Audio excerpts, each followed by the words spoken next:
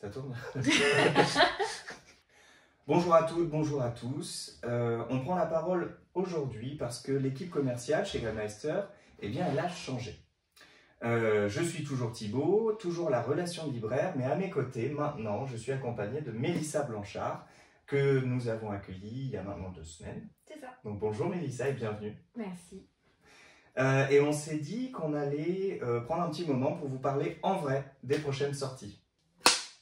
Alors moi je vais vous parler du nouveau roman de Peter Farris. Peter Farris, on adore l'avoir au catalogue parce que c'est un auteur qui grandit.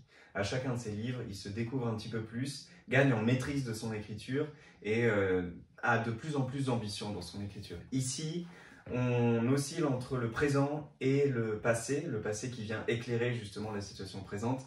Et moi je me suis retrouvé dans ce petit personnage de Toxie, qui est un jeune adolescent qui va dans la forêt, qui rencontre une adulte, qui va faire fleurir en fait ses envies de photographie, qui va faire de lui en tout cas le photographe qu'il sera ou pas devenu dans le présent.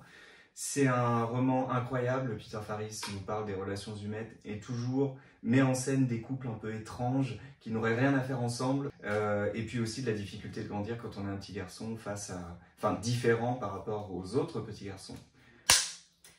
Moi j'aimerais vous parler du premier roman de Tess Gunty, Écoutez-moi jusqu'à la fin, qui a eu le National Book Award. Je ne vais pas vous faire un discours très long, je vous invite vraiment à le feuilleter, à découvrir quelques pages et vous verrez que vous allez être emporté par cette histoire qui s'installe progressivement. On est dans une ville qui est en plein déclin et qui essaye de renaître de ses cendres après un passé très prestigieux.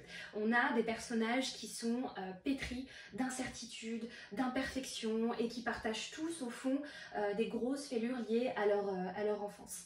Et l'une des particularités de ce texte, en tout cas moi ce que j'en ai retenu, c'est que en découvrant tous ces personnages, dont Blandine qui est centrale, et ben, mine de rien, Tess Gunty nous pousse aussi à nous interroger sur nous-mêmes, sur notre trajectoire, sur ce qu'on a vécu, sur ce qu'on en garde, sur les adultes qu'on en est devenus, comment on s'est armé face à ça, ou comment on se sent toujours dépourvu face à ça.